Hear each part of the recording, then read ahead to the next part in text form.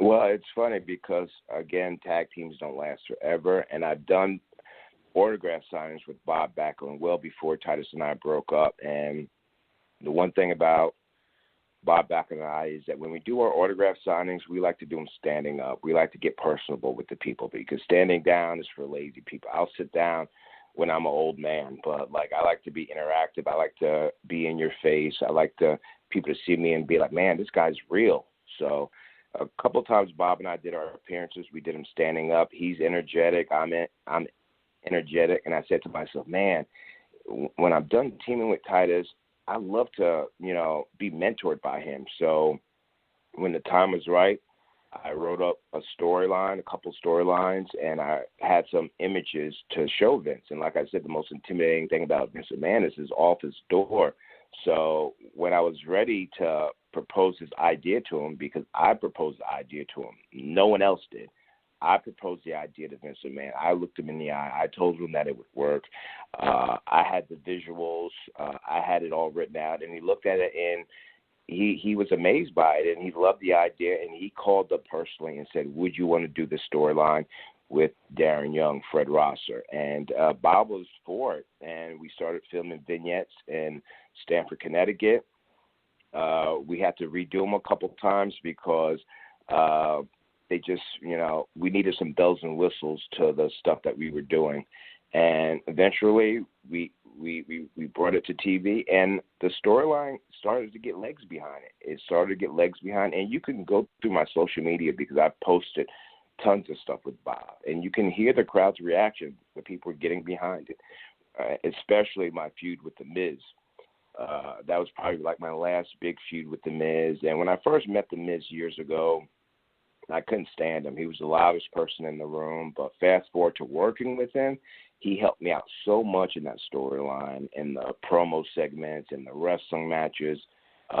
He was a great guy, The Miz. And he was actually for me beating him for the title at Battleground. And then, of course, like all heels, they can take it back the next day, a couple weeks from now. But, it's all about giving a dog a bone, and Miz was all about, get the title to Darren and then I'll take it back from him. Again, we're storytellers, I don't take it seriously. But it's unfortunate the people that are under Vince McMahon, I guess didn't have my back. So I guess you have some favorites and not so favorites. I guess I wasn't a favorite to someone under Vince, and eventually it got kiboshed. Would have been cool because your crowd reaction, like you said at that point, was great. And, Miz obviously could have gotten it back and gotten even more heat for it. And I thought that was almost the perfect timing. And you had a little bit of a winning streak there. So it would have been absolutely perfect at that point to give you the IC title. You ever look back and kind of like regret, like, oh, I wish I was IC champ? Is anything like that ever crossed your mind, or is it one of those things where you just look forward and you're looking towards the next day and like, it didn't happen. I'm just gonna roll with the punches. Nah. I mean, I'd be lying to you if I told you it didn't bother me.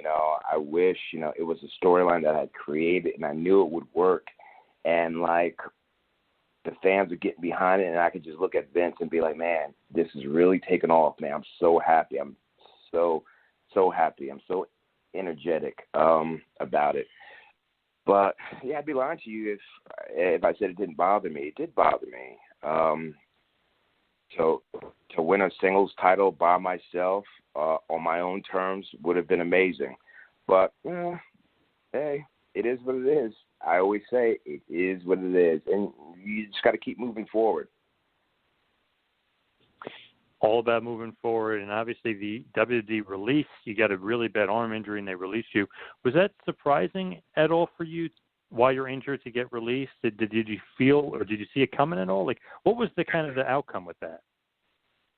Well, I had just did media with them. I was at a basketball game, and the next day, on a Sunday, I got called up Toronto, and he gave me my release. So I thought it was surprising. But I had already made the move for me from Tampa to L.A. full-time in August, and I got released the end of October. So I kind of knew that, I had already made the move for me from Tampa to LA full-time in August, and I got released the end of October. So I kind of knew that, I had already made the move for me from Tampa to LA full-time in August, and I got released the end of October. So I had a feeling in my gut because I just know nothing lasts forever. And when I made the move out to LA, I got released in October. So, I knew it was going to happen. But life goes on, and like I said, my fight is much more bigger than in the ring. It's outside of the ring. That's why I continue out here in California and all over the world to do my advocacy work.